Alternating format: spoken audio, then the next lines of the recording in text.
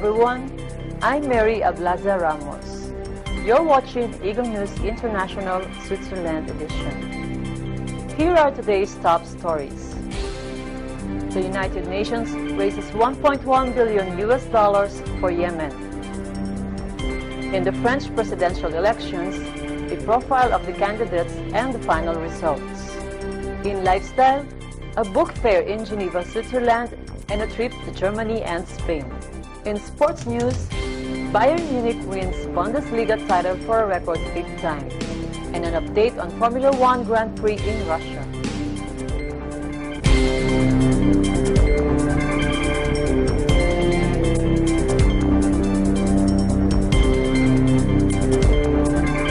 The United Nations has raised $1.1 billion after appealing to donor countries to act on the ongoing humanitarian crisis in Yemen. We are witnessing the starving and the crippling of an entire generation. We must act now to save lives. Two-thirds of Yemen's population, nearly 19 million people, according to UN Secretary General Antonio Guterres, needs emergency aid. The country has been enduring a conflict for 2 years, and famine and disease are a daily threat to its population. On average, a child under the age of 5 dies of preventable causes in Yemen every 10 minutes. And this means 50 children in Yemen will die during today's conference, and all those deaths could have been prevented. Following the donor conference in Geneva, Switzerland, UN Secretary General Antonio Guterres has renewed his call for peace talks and highlighted the need for all parties to allow humanitarian aid to reach the millions of people who desperately need it. And that international humanitarian law is fully respected by the parties to the conflict, and that all the necessary infrastructure to import and distribute goods is available and operational. France has elected its new president. Here is a report from our French bureau with a profile of the two candidates and the election's final results. The 39-year-old Emmanuel Macron is a novice to French politics and considered as an outsider. A former investment banker, Macron was completely unknown to many. In 2012, he was appointed as Deputy Secretary General to President François Hollande, a senior role position. 2 years after, Macron was appointed as Minister of Economy, Industry and Digital Affairs, where he led in pushing business-friendly economic reforms, which made him unpopular with the leftist groups. In April 2016, he founded En Marche, a progressive political movement with liberal and centrist ideology. Macron was likened to former U.S. President Barack Obama, young and idealistic with strong personal appeal and charisma to people. He talks to everyone, takes selfies, and ready to converse with both friends and opponents. Nous avons de nombreux désaccords profonds que j'ai toujours assumés sur la réforme économique et sociale, sur l'école, sur les affaires étrangères, la Russie ou d'autres sujets. Mais nous partageons une chose, c'est d'être attachés à pouvoir débattre de ces désaccords dans un cadre républicain. Observers have noted that Macron has also created the sense that everyone has a stake in his rise. His movement's battle cry has always been "we," similar to the successful "Yes, we can" of Obama. Macron was projected as President François Hollande's protégé, as mentioned by many French political analysts, because it was Hollande who guided and raised Macron to power. He topped the first round of voting held last April 23, obtaining 8.4 million votes, or 24.01% of the total vote cast, and followed by Marine Le Pen with 21.3%. Nous recomposerons jusqu'au bout, nous renouvellerons jusqu'au bout, nous tiendrons la promesse de la recomposition et du renouvellement jusqu'au bout. To many of his supporters, Macron's presidency will ensure that France will strengthen its ties with the EU. His presidency will also mean liberating sectors of the economy, but at the same time, providing protection for all. His programs will be neither programs of the left nor of the right, but programs that will bring France to the 21st century. Reporting from Paris, France, this is Kay De Rosario, and I am 1 with 25.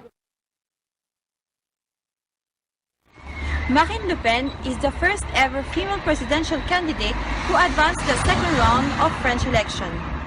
The daughter of Front National founder Jean-Marie Le Pen was introduced to politics at the young age of 13. She was always with her father on political rallies.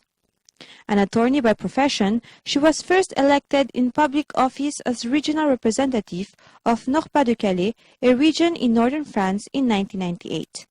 She headed the Front National party in 2010. In 2012, she ran for the presidency but was eliminated in the first round. She made a controversial decision for the Front National when she expelled her father from the party in 2015 because of his pronouncements. Le Pen and her party gained their momentum when skepticism and populist movement started to gain followers in Europe, combined with the occurrence of terror attacks. She was also elected as a member of the European Parliament. In 2016, she declared her intention to run for the French presidency. She promised to prioritize French citizens in social services, jobs, and government welfares. She also plans to massively reduce immigration and expel people who will create hatred in France and strip dual nationality to French Muslims with extremist ideology. Cette Union européenne nous enferme, elle brime les peuples, elle les empêche de s'épanouir, elle les enferme dans un destin qu'ils ne souhaitent pas. Oui, je vais vous rendre votre souveraineté, votre pouvoir, et ensemble, nous pourrons bâtir, rebâtir un nouveau projet européen. Many political and business observers are worried about Le Pen's presidency because of her plan that will create a weaker Europe by reverting back to the use of franc as currency and the plan of leaving the European Union. I'm Angela Odulio, reporting from France, and I am one with 25. France has spoken. Emmanuel Macron is elected as the new president. He becomes the youngest leader of France at the age of 39. Macron obtained 65.1% of the total votes compared to the 34.9% of Le Pen. He was seen as the frontrunner in the second round of voting as shown in the surveys. À l'issue d'une longue confrontation démocratique, vous avez choisi de m'accorder votre confiance. Et je tiens à vous exprimer ma profonde gratitude. C'est un grand honneur et c'est une grande responsabilité, car rien n'était écrit. Je veux vous dire merci.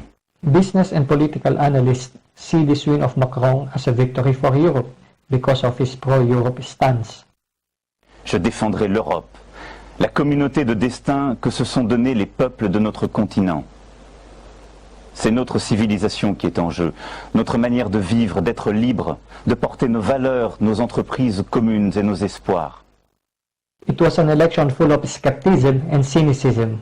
Out of 47 million voters, 65.3% casted their votes, a lower turnout compared to the 2012 election.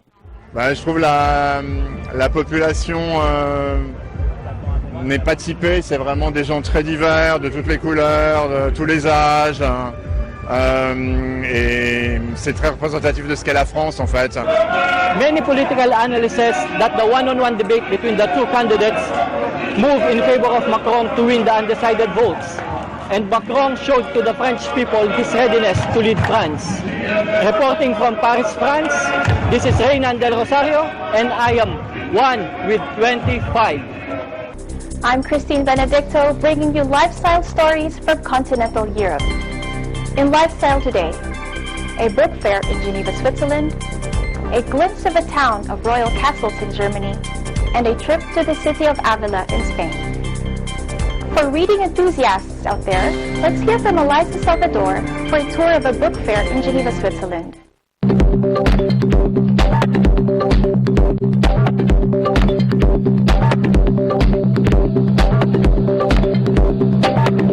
Salut! Bienvenue ici à Genève en Suisse, au salon annuel du livre. Vous vous demandez peut-être ce que c'est? Alors venez et suivez-moi.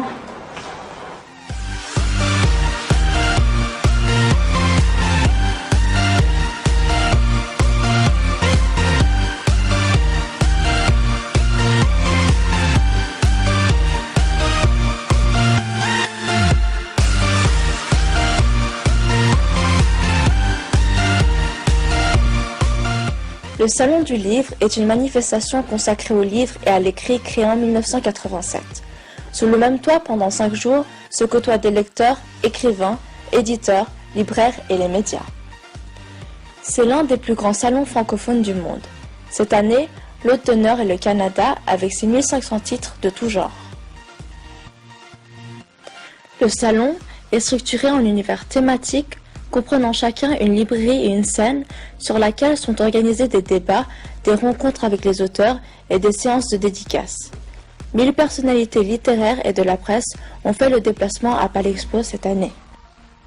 C'est une belle manifestation culturelle qui a beaucoup de succès auprès des lecteurs de tout âge grâce à la diversité des genres littéraires représentés.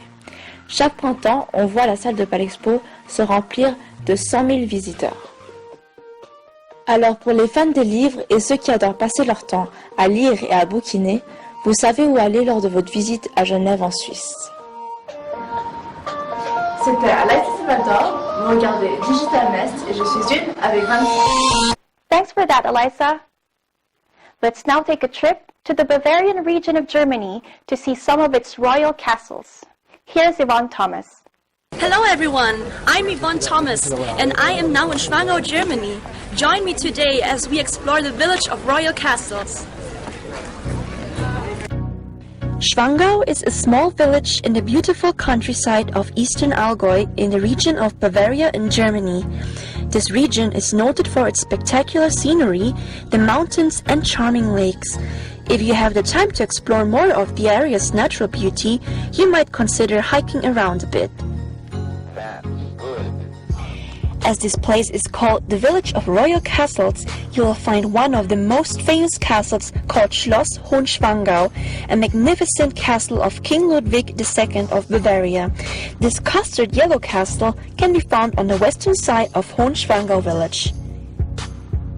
The name Hohenschwangau means the high district of the Swan. It got its name from the neighboring lake called Schwanensee, an alpine lake where Maximilian's Queen Mary would take her 2 princes to feed the swans. That's why the swan became an important motif in the life of King Ludwig. On the direct opposite, on the eastern side of the village, you will see Schloss Hohenschwangau's younger and more famous sister castle, Neuschwanstein, appearing in the distance. Designed in the mix of Roman, Gothic and Byzantine styles, all randomly blended. Unfortunately, the man who dedicated his life and a fortune to the project, Ludwig II, never got to see the castle completed, as he died in 1886. The Neuschwanstein Castle of King Ludwig II is one of the most famous landmarks in the world. Did you know that some castles in Disney movies were inspired by the castle of Neuschwanstein? You will identify it in movies like The Sleeping Beauty or Cinderella. The silhouette of the castle has become one of Walt Disney World famous logo. The best views of the castle are from Marienbrücke or Queen Mary's Bridge in English. It's about a 30-minute uphill walk from Hohenschwangau. For an even better view, you can just climb past the bridge for a different perspective.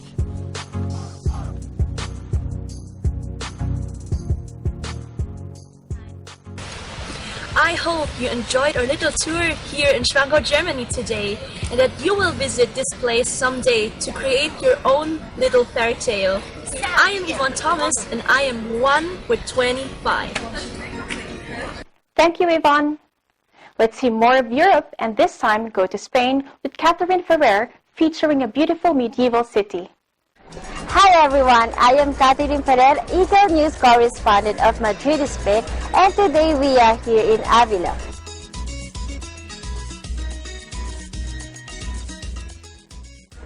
Avila is a city and a Spanish municipal located in the province of Avila in the autonomous community of Castilla y León.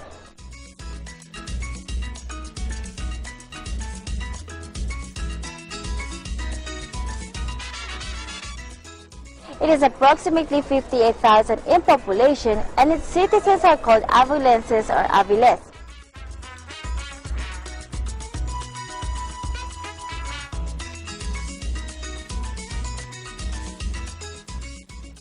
It is found along Adaja River, and its distinguishing marks are the walls of the Romanesque style.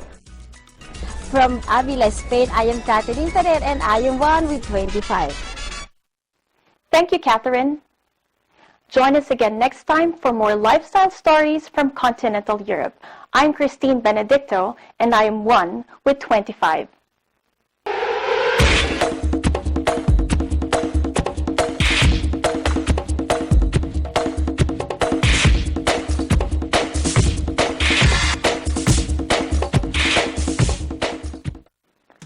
I'm Aban Radzepi for our sports news. In football, with a 6-0 victory over Wolfsburg, Bayern Munich has clinched the Bundesliga title. It is the 5th straight year that the team has won the title, a new record in the top German league. Wolfsburg were no match for the eventual champions and found themselves down 3-0 at the break. David Alaba opened the scoring with the free kick in the 19th minute. Star striker Robert Lewandowski scored twice, bringing his total to a league-leading 28 goals. Goals were also scored by Arjen Robben, Thomas Müller and Joshua Kimmich. Despite the Bundesliga title, it has been a difficult year for the Bavarian side as they were eliminated by Real Madrid in the quarterfinals of the Champions League. Bayern was also not able to win the German Cup, losing to Borussia Dortmund in the semi-finals. Manager Carlo Ancelotti was celebrating the Bundesliga title after the match, but also acknowledged that the team must do better next season. In Formula 1 news, Mercedes' Valtteri Bottas stole the spotlight from his Mercedes teammate and reigning champion Lewis Hamilton at the Russian Grand Prix to claim his first ever Formula 1 race win. The Grand Prix began with drama when McLaren's Fernando Alonso failed to reach the start line with engine failure, forcing the drivers to do an additional formation lap while his McLaren was removed from the track. The frustration was clear on the Spaniard as he tossed his steering wheel at the car. With the race finally starting, third place Bottas stormed past Ferrari's Sebastian Vettel, who began in pole position on the first lap and led throughout. However, Vettel did not give up, and by the end, the gap between the first and second was only 0.6 seconds. The top three was Bottas, Vettel and Vettel's teammate Kimi Raikkonen. The race for F1 glory continues in 2 weeks at the Spanish Grand Prix. That's all for today's sports news. I'm Aban Radzepi and I am 1 with 25. That is today's Eagle News International from Switzerland. Join us again next time as we bring news that matters to you.